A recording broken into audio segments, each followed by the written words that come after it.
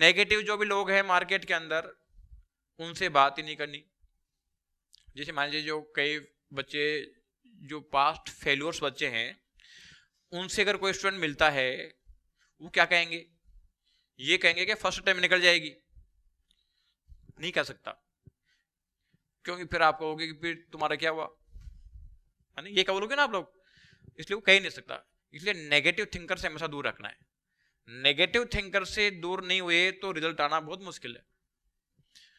एक हमारे अभी 1-2 साल पहले एक लड़की थी, वो टॉप 10 को डिजर्व करती, टॉप 10 रैंक को डिजर्व करती थी, बिल्कुल जो टेस्ट सीरीज चल रही है जब तक, मतलब वो 10 के लायक थी।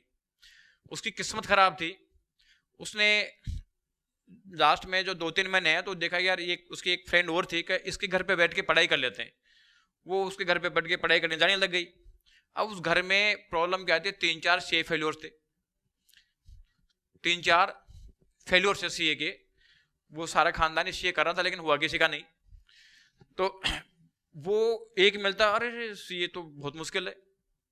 उसके माइंड में फीड हो गया कि सीए तो बहुत मुश्किल है। जब एग्जाम फॉर्म भरने का टाइम आया, उसने एक ग्रुप का फॉर्म भरा, जो रैंक को डिजर्व करती थी, तैयारी थी उसकी, स्ट्रॉन्ग लेवल पे चल रहा था सारा काम, कोर्स खत्म होने की बाद तक पोजीशन स्ट्रॉन्ग थी। एक ग्रुप का एग्जाम दिया, उसमें फेल हो गई। क्यों? कि जब लोगों को लग रहा है कि पास ही नहीं होते हैं तो पढ़ाई क्यों करें, पढ़ाई करना ही बंद कर दिया। जब पास होना ही नहीं तो पढ़ाई क्यों करें? जैसे मान लो कहीं आप जॉब पे गए, एप्लीकेशन लेके कि साहब जॉब पे रख लो, उसने कहा भी ठीक है कल से आ जाना। आपने पूछा क्या सैलरी दोगे, वो कहे यार सैलरी नहीं है, तुम वैसे आ जाना। आप जाओगे क्या दूसरे दिन? नहीं जाओगे।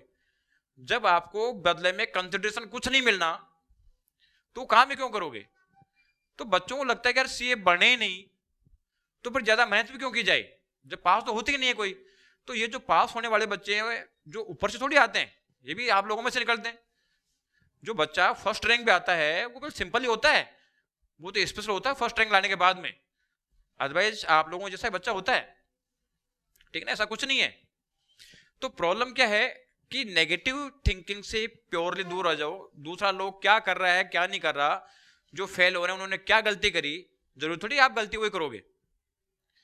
इसलिए बिल्कुल माइंड क्लियर रख के, माइंड पॉजिटिव रखो कि हाँ मेरे को क्लियर करना है। आपको पास होने से कोई नहीं रोक सकता, चाहे एग्जामिनर कितने मार्क्स काट ले, ठीक है ना। आपके पास इतना मार्जिन होना चाहिए कि उतने 4-5-7 नंबर जो काटेगा पर सब्जेक्ट, उसके बाद में हम रैंक में आ जाएं, ये टारगेट होना चाहिए। ये रोते रहने से कोई फर्क नहीं पड़ेगा कि साहब ये मार्क्स आते नहीं आते नहीं आते, कुछ नहीं है। जो पर्सन आगे बढ़ने वाला होता है वो बाकी पर्सन डिफरेंट होता है। जो दुनिया काम कर रही है, ये गलती क्यों करते हैं बच्चे? कोई गलती इसलिए करते हैं कि एक जना एक सलाह देता है, फिर दूसरा वो मिलता है वो भी सलाह देता है, पता चलता है कि साहब 100 में से 90 तो एक ही चीज बोल रहे हैं। लोगों को लगता है यार ये ज्यादातर सही तो यही है, 90 लोग ये बोल रहे हैं, इसका मतलब है कि सही चीज तो यही है, ये बाकी 10 तो बेचारे ऐसे ही है, कोई काम का नहीं है। लेकिन प्रॉब्लम क्या है कि फेल कितने होते हैं? 90 तो फेल होते हैं। 100 में से 90 तो फेल हो रहे हैं, यानी जो मैक्सिमम बच्चा हो तो फेल हो रहा है। अब सारे लोग जो काम कर रहे हैं वो काम करोगे तो फिर क्या होगा? फेल। यानी पास होने वाले तो यूनिक होते हैं, यानी जो लोग मैक्सिमम लोग कर रहे हैं ना वो काम तो करना ही नहीं है भूल के ही। आपको डिफरेंट बनना पड़ेगा, यानी आपको लीडर बनना पड़ेगा। ये नहीं कि आप दूसरों को फॉलो करो, ठीक है ना, और फॉलो करो तो कोई लीडर को करो, जो वास्तव में रैंकर है उसको फॉलो करो। ये नहीं कि फेलर को फॉलो कर रहे हो। लीडर बनो, दूसरे लोग आपको फॉलो करें। आप क्यों चाहते हो कि दूसरे में दुनिया जैसा चल रही है वैसे चलूं? वो तो भेड़ चाल बोलते हैं उसको, तो भेड़ चाल से काम नहीं होता। अगर मान लो जो काम मैक्सिमम बच्चे कर रहे हैं और मैक्सिमम बच्चे पास हो रहे हैं तो उसका मतलब है कि मैक्सिमम बच्चे जो काम करें वही करो, क्योंकि उसका रिजल्ट पॉजिटिव जा रहा है। लेकिन यहां क्या है, उल्टा है, मैक्सिमम बच्चे फेल हो रहे हैं, कम बच्चे पास हो रहे हैं। इसका मतलब कि मैक्सिमम बच्चे जो काम कर रहे हैं, मेजोरिटी जो बच्चे काम कर रहे हैं वो किसकी तरफ ले जाता है? फेल की तरफ ले जाता है। तो वो काम नहीं करना, आपको डिफरेंट बनना पड़ेगा, और डिफरेंट बनोगे तो रिजल्ट लाने से कोई नहीं रोक सकता आपको।